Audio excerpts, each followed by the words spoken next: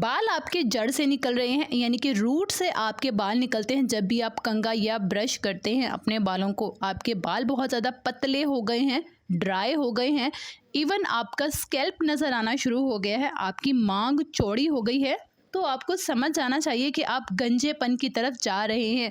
अगर आप इस गंजेपन की तरफ नहीं जाना चाहते, इसको स्टॉप करना चाहते हैं, तो नोटिस आपको अभी लेना पड़ेगा। जैसे आप अपनी स्किन का ख्याल रखते हैं, वैसे ही आपके बालों को भी आपकी तवज्जो की ज़रूरत होती है। तो बहुत ही ईजी DIY हेयर क्रीम आपसे शेयर कर रही हूँ। अगर हफ्ते में 2 बार इसको लगाएंगे ना, तो आप खुद नोटिस करेंगे कि आपके बाल जो है वो जड़ से निकलना बंद हो गए हैं। इसमें जो मैं एक इंग्रेडिएंट शामिल करूंगी, उससे आपके बाल जो है डेफिनेटली जड़ से निकलना बिल्कुल बंद हो जाएंगे। वो इंग्रेडिएंट जो है वो आपके रूट्स को पकड़ लेगा, उसकी पकड़ मजबूत होगी। जाहिर है जब आपके बाल नहीं गिरेंगे तो बाल ऑटोमेटिकली घने होना स्टार्ट हो जाएंगे और न्यू बाल आना शुरू होंगे 3 से 4 यूजेस में ही। ये क्रीम आप अपने सिर्फ गंजेपन पर लगाएंगे। इस लाइक फ्रंट से मोस्ट ऑफ गर्ल्स और बॉयज में प्रॉब्लम होता है कि फ्रंट से बाल उड़ना शुरू होते हैं, तो ये क्रीम आप अपने फ्रंट पर लगाएंगे। अदरवाइज अगर आप पूरे बालों में लगा लेते हैं तो वेल एंड गुड है। इसको बनाने के लिए मैंने यहाँ पे लिए हैं 3 से 4 चम्मच चावल।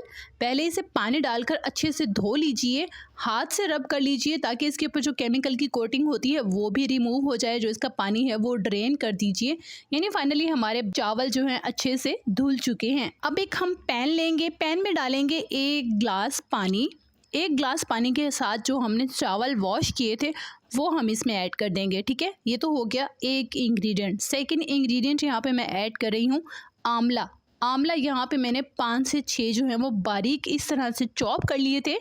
आपको बता दूं कि आंवला में इतनी पावरफुल प्रॉपर्टीज़ हैं आपके बालों के रूट्स को बाउंड करने के लिए, फिक्स करने के लिए। आप सोच सकते हैं कि अगर आप आंवला डायरेक्टली यूज़ कर लेते हैं तो समझे आपने अपने बालों के रूट्स में एल्फी ऐड कर दी है, वो हरगिज़ नहीं गिरेंगे। आंवला आपको हर सूरत ऐड करना है। अगर आपके पास फ्रेश आंवला नहीं है तो आप आंवला पाउडर भी ऐड कर सकते हैं, ड्राई आंवला पाउडर। अब कहेंगे ये आपको मिल नहीं रहा, लिंक आपको डिस्क्रिप्शन से मिल जाएगा आपकी आसानी के लिए, क्योंकि बहाना आप प्लीज़ मत कीजिए अपने बालों को लेकर।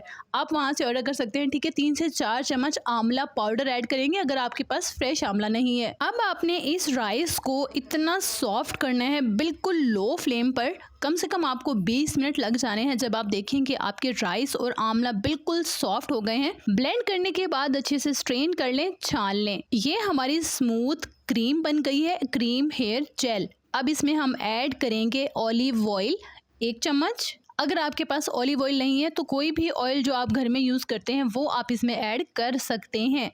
नेक्स्ट हम इसमें डालेंगे 2 इवियन के विटामिन ई कैप्सूल। इवियन मुझे बेस्ट रिजल्ट्स देते हैं, इसीलिए मैं मेडिकेटेड इवियन यूज़ करती हूँ। अगर आप मार्केट से वो फजूल सी शक्ल वाले विटामिन ई यूज़ करने की ट्राई कर रहे हैं तो प्लीज़ वो मत यूज़ कीजिएगा, क्योंकि उसके अबाउट मैं बिल्कुल श्योर नहीं हूँ।